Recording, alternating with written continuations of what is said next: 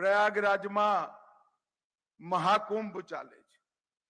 144 વર્ષ પછી આ મહાકુંભ પ્રયાગરાજમાં થવા જઈ રહ્યો છે અને દુનિયાભરના લોકો આશ્ચર્યચકિત થઈ અને જોઈ રહ્યા છે।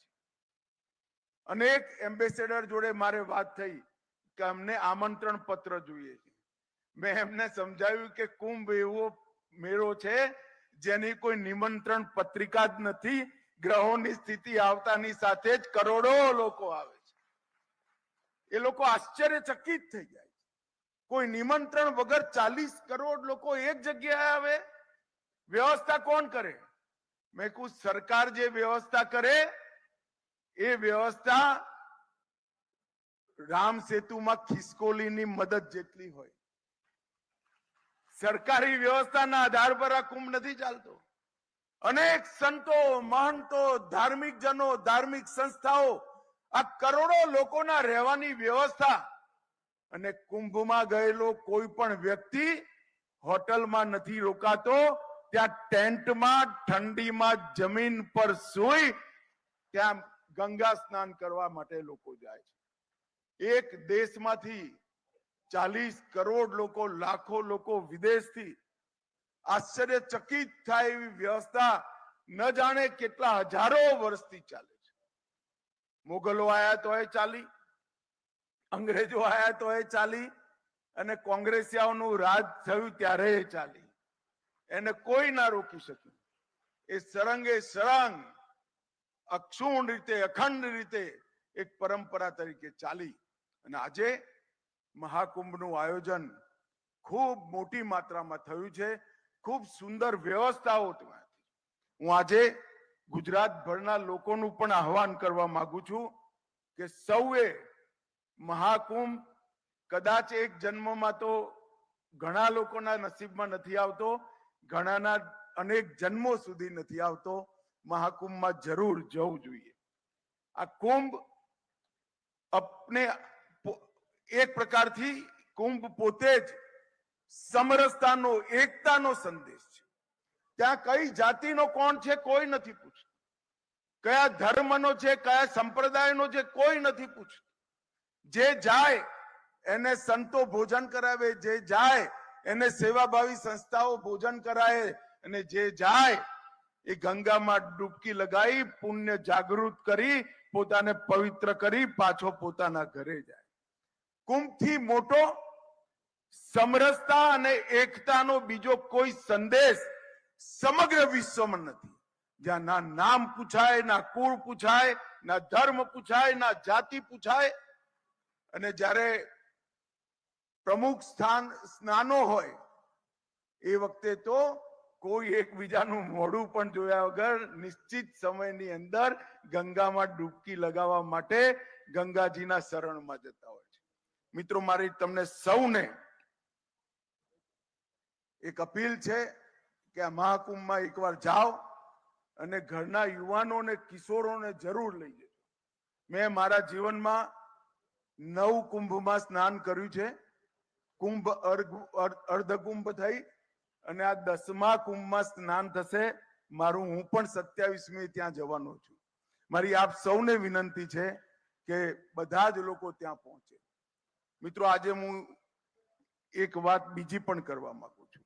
આ હિન્દુ આધ્યાત્મિક મેળાના માધ્યમથી આપણો પરિવાર, આપણો ધર્મ, આપણી સંસ્કૃતિ, આપણી પરંપરાઓ એને એક લાંબા સમય સુધી ચલાવવાની વ્યવસ્થા રાષ્ટ્રીય સ્વયંસેવક સંઘ અને સંલગ્ન સંસ્થાઓએ કરી છે। એ અદ્ભુત કામ છે અને આ કામ એમાં જે લોકોએ સહયોગ કર્યો છે એ શ્રેષ્ઠીઓએ અહીં બેઠા છે। મેં 1-2 લોકો મને સ્વાગત કરવા આવ્યા ત્યારે કર્યું કે અહીંયા સ્વાગત કરવા આવ્યા છે, તમે જરૂર યોગદાન કર્યું છે પણ જરા મન ખુલીને કરજો, પતે એટલે પૂછજો કેટલું નુકસાન છે ને ભરપાઈ કરી દેજો। હું ફરીવાર બધા શ્રેષ્ઠીઓને કરું છું કે આટલો મોટો પ્રયાસ કર્યા પછી નુકસાન ના આવે એની ચિંતા કરજો ભાઈ બધા। મિત્રો, આજે દેશમાં ભારતીય જનતા પાર્ટીની સરકાર ચાલે છે। નરેન્દ્રભાઈ મોદી આપણા વડાપ્રધાન છે।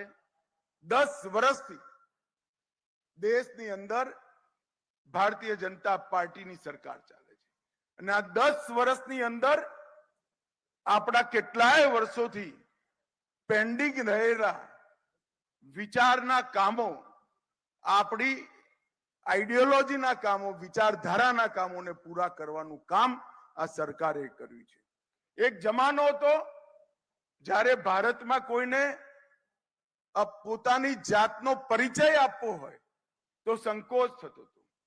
દિલ્હીના ગલિયારામાં હું હિન્દુ છું અથવા હિન્દુ બોલવું એક ઓકવર્ડ પોઝિશન ક્રિએટ કરી દેતું હતું. મનમાં હોય તો એ મનમાં ધરબીને રાખતા હતા, જીભ સુધી નતું આવતું હતું. અને 10 વર્ષની અંદર પરિવર્તન આવ્યું કે ખુલીને આજે આપણા આઈડિયોલોજીના બધા કામોની લગભગ પરિપૂર્તિ થઈ ગઈ. કાશ્મીરની અંદર ધારા 300 કલમ 370 સમાપ્ત થઈ ગઈ. 550 વર્ષ પછી રામલલ્લાનો વનવાસ પૂરો થયો અને અયોધ્યામાં ભવ્ય રામ મંદિર બન્યું. કાશી વિશ્વનાથનો કોરિડોર બન્યો. સોમનાથનું મંદિર સોનાનું બની રહ્યું છે. ટ્રિપલ તલાક સમાપ્ત. યુસીસી કોમન સિવિલ કોડ લાગુ થયો. અનેક કામો આપણી વિચારધારાના આઝાદી પછી 7 દશકા સુધી જેને હાથ લગાવવાની કોઈએ હિંમત નથી કરી, એ 10 વર્ષની અંદર બધા કામો પૂરા થઈ ગૌરવ સાથે આજે ભારત દુનિયાની સામે ઊભું છે. આ જ્યારે દેશના 170 દેશો, દુનિયાના 170 દેશો યોગનો પ્રચાર કરે, પ્રસાર કરે, શિક્ષણ સ્વીકારે યોગનું, એ આપણા માટે ખૂબ ગર્વની વાત છે. અને જ્યારે G20 હોય ત્યારે મહાત્મા ગાંધીની સમાધિ પર આખી દુનિયાના નેતાઓ નતમસ્તક થઈ મહાત્મા ગાંધીને શ્રદ્ધાંજલિ આપે, એ પણ દરેક ભારતવાસી માટે ગૌરવની વાત છે. કેન્દ્રની સરકારે ભારતની ભાષાઓ, ભારતના ધર્મસ્થાનો, દુનિયાભરમાં 350 થી વધુ ચોરી કરેલી ગુલામીની સ્થિતિમાં અહીંથી લઈ ગયેલી આપણી દૈવી મૂર્તિઓને પાછા લાવવાનો કાર્યક્રમ હોય કે ભારતની સંસ્કૃતિને દુનિયાભરમાં પહોંચાડવાની હોય, ભારત સરકારે આ 10 વર્ષમાં કશું પાછું વાળીને નથી જોયું અને હજી 5 વર્ષ આ જ દિશામાં આગળ વધવાનું છે. મિત્રો, આજે હું આયોજકોનો હૃદયપૂર્વક આભાર માનવા માંગુ છું કે આ પુણ્ય કાર્યની અંદર સહભાગી થવા માટે મને બોલાયો, ભાગ લેવાનો એમણે મને મોકો આપ્યો.